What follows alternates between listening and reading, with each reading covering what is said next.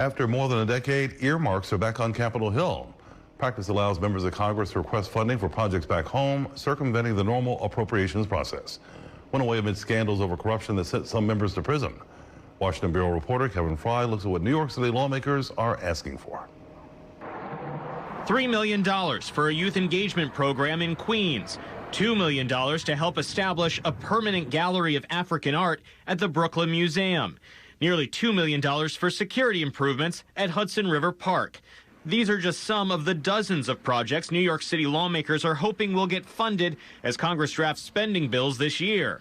All told, New York City lawmakers are asking for more than $150 million in earmarks. That's according to data compiled by New York One. Of the city's lawmakers, Congresswoman Yvette Clarke is leading the pack, with requests totaling nearly $27 million. $8 million of that is for a new community center in Brownsville. Congressman Greg Meeks and Hakeem Jeffries round out the top three, asking for nearly $25 million and $19 million, respectively. Across the delegation, health care-related spending is one of the top requests. If approved by Congress, tens of millions of dollars would go to hospitals across the city, buying new equipment and upgrading emergency rooms and maternity health centers. Millions more would go to improving telehealth options. There's also money requested for YMCAs, workforce training programs, and affordable housing upgrades. Congress members Alexandria Ocasio-Cortez and Jamal Bowman recently teamed up with Senator Chuck Schumer, touting an anti-violence program through Jacoby Hospital. They're seeking $400,000 to expand it.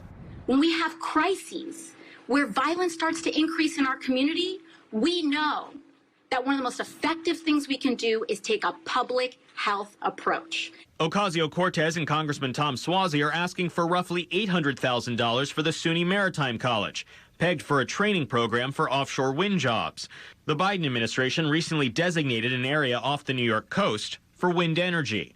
Notably, the Big Apple's sole Republican on Capitol Hill, Staten Island Representative Nicole Maliotakis, is the only member of the delegation submitting multiple requests for NYPD, including $2 million for forensics equipment and $350,000 for canine teams. Whether any of these requests will get added to this year's spending bills is an open question. After the scandals of past years, earmarks received a series of reforms when they were revived this year. And all lawmakers must certify that they and their immediate family have no financial interest in the projects. In Washington, Kevin Frey, New York One.